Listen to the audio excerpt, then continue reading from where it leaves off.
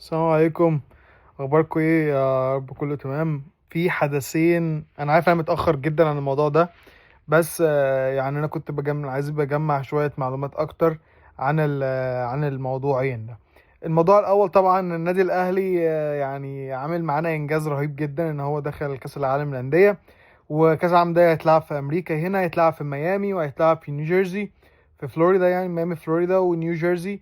فهتبقى طبعا حدث تاريخي جدا جدا، يعني ان هم مستضيفين النادي الاهلي في امريكا. فهتبقى دي فرصتك ان انت تيجي عليها. الماتشات هتبقى بشهر 6 لسه، فانت معاك وقت ان انت تشتري التذاكر.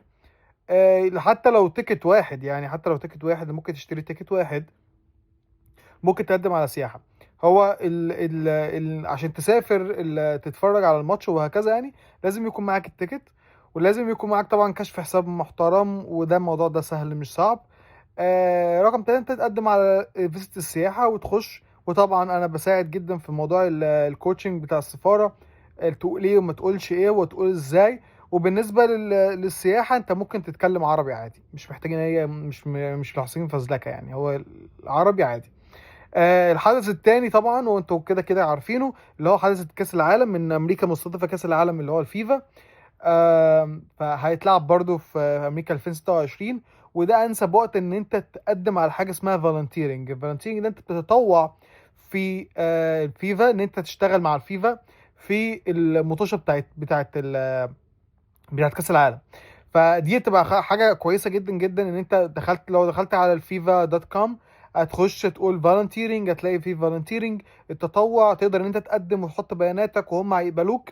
ولما يجي وقتك، لما يجي يقبلوك، لما يجي وقت الماتش، يقدر ان هم يدوك ورقه ايه تطوع، تقدر ان انت تقدم بيها السياحه برضو، ان انت تكون شغال أو متطوع في الفيفا. و او برضه ممكن ان انت تجيب برضه تذاكر، بالنسبه لو ان شاء الله يعني ربنا مصر ربنا كرمها ودخلت كاس العالم. فده طبعا هتبقى فرصه كبيره جدا للمصريين ان هم يجوا عن طريق الحدث ده.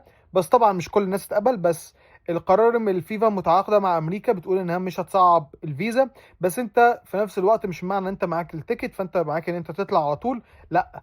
انت محتاج ان انت تثبت برضو ان انت مؤهل ان انت تسافر، مؤهل ان انت تطلع السياحة دي، ما تهربش، وتحاول ان انت تقنعهم ان انت هترجع بلدك تاني.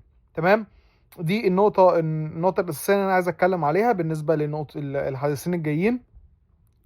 آه، بس ده اللي انا عايز اقدر اتكلم عليه. النقطة الأخيرة، انا لسه محتار في النقطة دي، يا ريت تدوني يعني رأيكم في الحوار ده. هل انتوا محتاجين الموضوع ده ولا لا؟ اللي هو انا حابب ان انا اصور فيديو عن قصة، يعني قصتي من اول ما مثلا بدأت التفكير في السفر لحد ما وصلت هنا، وايه اللي حصل معايا ووصلت لفين لحد دلوقتي.